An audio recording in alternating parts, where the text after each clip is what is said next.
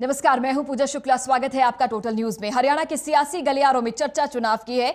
अपनी ताकत और कमजोरी के बीच तालमेल बैठाने में लगी पार्टियां इस जुगत में हैं कि कैसे भी करके जीत का मंत्र उन्हें मिल जाए। महज 96 दिन बाकी है नई सरकार आने में। बीजेपी जहां अमित शाह के सहारे चुनावी नैया पार लगाने में लगी है, तो वहीं कांग्रेस की उम्मीदें नेताओं के बगावत के साथ बिखरती नजर आ रही हैं। इनेलो और हजका की भी कहानी है। किस पार्टी में है, कितनी धार करेंगे, आज इस पर खास बात एक्सपर्ट पैनल के साथ। तो चलिए शुरुआत करते हैं खास कार्यक्रम हरियाणा की नई सरकार।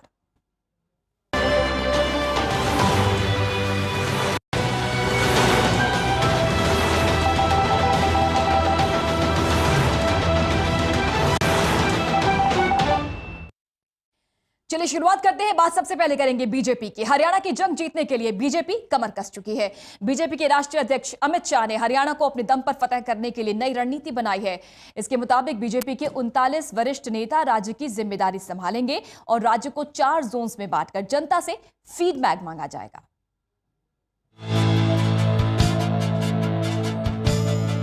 देश की राजधानी दिल्ली से सटे हरियाणा में विधानसभा चुनाव की तारीख नजदीक आने के साथ ही बीजेपी ने राज्य में अपनी पूरी ताकत झोंक दी है। केंद्र में सरकार बनाने के बाद बीजेपी नहीं चाहेगी कि दिल्ली से सटे राज्य में किसी और पार्टी की सरकार बने। हरियाणा विधानसभा चुनाव को लेकर बीजेपी किस कदर गंभीर है, इसका अंदाजा बीजेपी के नए नवेले अध्यक्ष अमित शाह की रणनीति से साफ हो जाता है। लोकसभा चुनाव में उत्तर प्रदेश का जिम्मा संभालने वाले अमित शाह ने अब मिशन हरियाणा पर निगाहें टिका दी हैं। हरियाणा विधानसभा चुनाव के लिए अमित शाह ने विशेष रणनीति बनाई है। केंद्रीय मंत्रियों के अलावा पार्टी के 39 वरिष्ठ नेताओं को प्रदेश की जिम्मेदारी सौंपी गई है।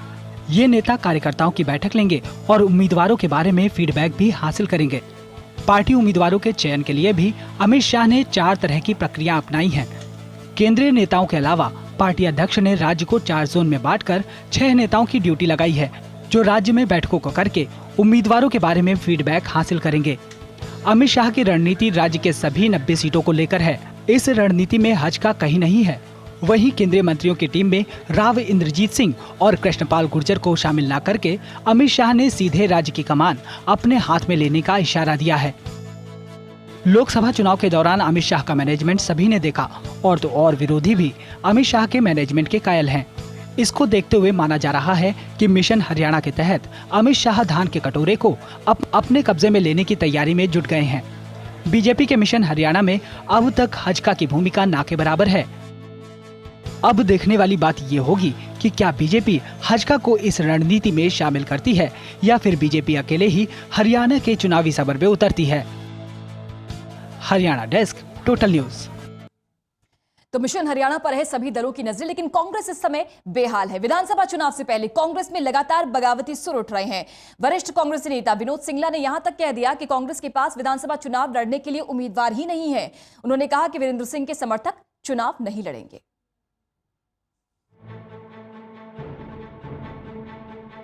विधानसभा चुनाव जैसे जैसे नजदीक आ रहा है, कांग्रेस में कलह लगातार बढ़ती जा रही है।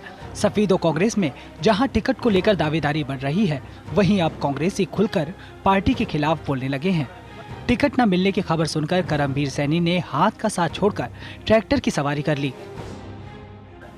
कांग्रेस प्रदेश कमेटी के पूर्व सदस्य व वीरेंद्र गुट के नेता विनोद सिंगला ने भी बगावती तेवर दिखा दिए हैं।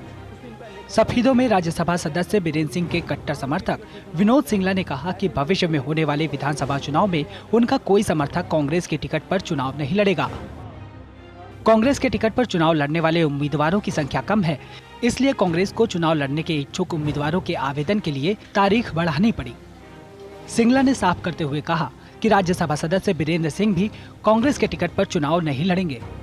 बिल्कुल सही बात है कि चौधरी वीरेंद्र सिंह कांग्रेस की टिकट पर चुनाव नहीं लड़ेंगे, और उनके जितने निष्ठावान साथी हैं, जिनमें मैं भी शामिल हूँ और भी मेरे बहुत से भाई शामिल हैं, हम सब भी कांग्रेस की टिकट से चुनाव नहीं लड़ेंगे। और हमने कांग्रेस की टिकट, इन्होंने 5 जुलाई से 20 जुलाई तक का टाइम दिया था, हमने अप्लाई नहीं किया और बहुत कम एप्लीकेशन आई हैं, इसलिए इन्होंने 31 जुलाई तक का टाइम भी बढ़ा दिया।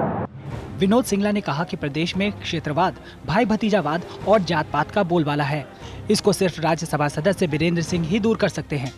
पिल्लू खेड़ा में 26 जुलाई को बदलाव रैली का आयोजन किया जा रहा है। इसमें वीरेंद्र सिंह भी हिस्सा लेंगे।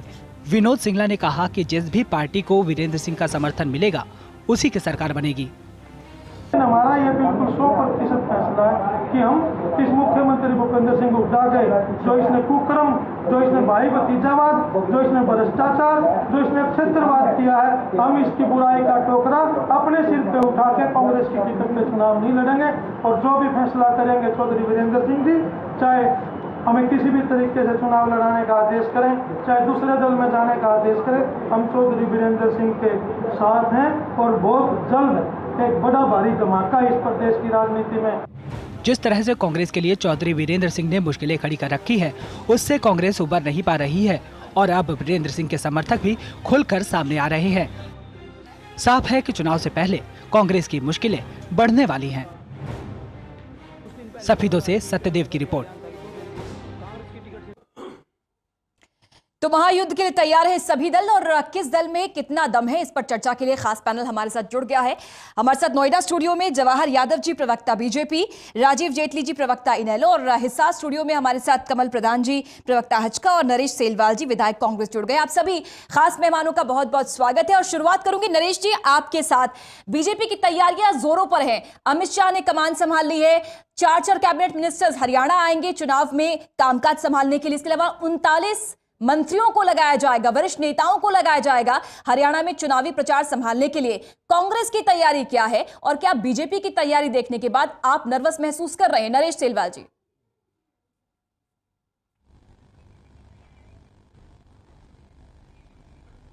देखिए पूजा जी, कांग्रेस जब से सरकार बनी है तब से ही अपनी तैयारी में है और जनता के जो भी मुद्दे हैं उन पे काम करवाने के लिए प्रयासरत है। और ज्यादा हमारा प्रयत्न रहा कि सरकार का ज्यादा से ज्यादा लोगों के काम करे, जो पेंडिंग है, चाहे घोषणाएं है मुख्यमंत्री जी की या किसी प्रकार के भी जो काम है वो कांग्रेस पार्टी पूरे करवाए। और जो तैयारी की बात है, जो बीजेपी की सरकार हमारी सेंटर में मोदी जी की सरकार बनी है, पब्लिक को गुमराह करके महंगाई के बारे में कहा, गुमराह किया कि कांग्रेस ने देश के अंदर महंगाई बढ़ाई।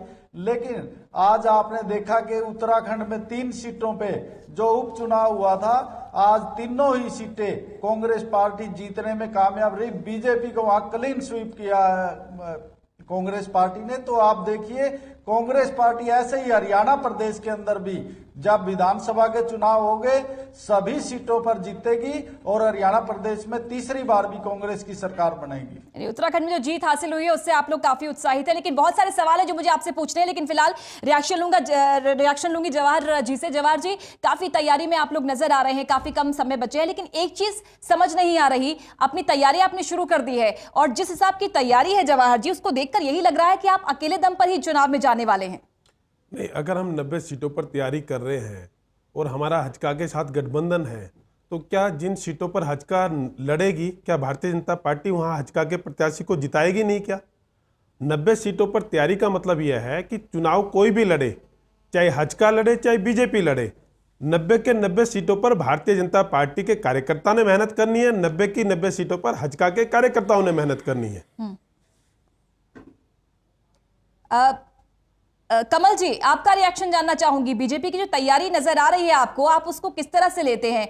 अमित शाह जी मैनेजमेंट गुरु जो माने जाते हैं वो आ चुके हैं, हरियाणा में कमान संभाल चुके हैं। इसके अलावा तमाम जो बीजेपी के बड़े बड़े नाम हैं वो आएंगे चुनावों के दौरान कमान संभालने के लिए। क्या आप लोगों के सामने तस्वीर साफ है कि बीजेपी आपको लेकर आगे बढ़ रही है या अकेले छोड़कर आगे बढ़ रही है?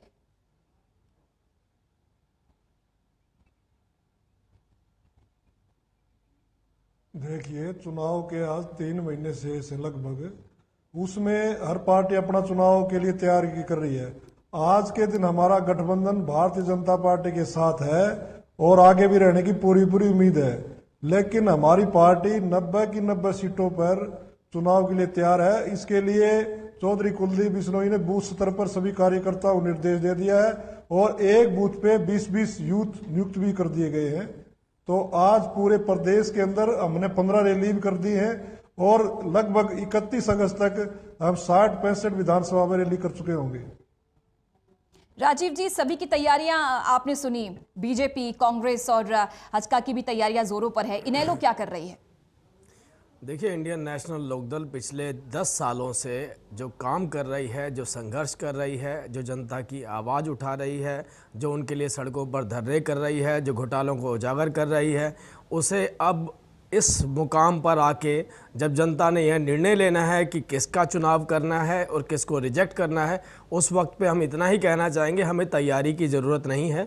हमारी जो तैयारी थी वो शुरू से चलती आ रही है। हमें ऐसा लगता है जो संघर्ष हमने किया है उसी का अब फाइनल आ चुका है। संघर्ष में जनता ने अपना निर्णय लेना है, अपना मैंडेट देना है और जनता जानती है कि 10 सालों तक कौन नजर आया उन्हें। जनता जानती है कि सदन में किसने मुद्दे उठाए। जनता जानती है कि घोटालों को किस तरीके से कब और कैसे उजागर किया गया। अब जनता ने निर्णय लेना है सॉरी, उसके लिए कोई हमें किसी क्लासरूम की आवश्यकता नहीं है, हमें किसी दोबारा टीचिंग की आवश्यकता नहीं है, कहीं से ट्रेनिंग लेने की आवश्यकता नहीं है। अब सब कुछ जनता के हाथ में, जनता ने निर्णय लेना, जनता डिसाइड करेगी। चलिए, सभी दलों की तैयारियां पूरी है। एक ब्रेक के लिए रुक रहे हैं। ब्रेक के बाद जब वापस लौटेंगे तो बात करेंगे कि जब बड़े नाम, अमित शाह जैसे बड़े नाम चुनावों से जुड़ते हैं तो क्या परिणाम सामने आता है, कितना प्रभाव चुनावों पर। एक ब्रेक ले रहे हैं, जल्द हाजिर होते हैं।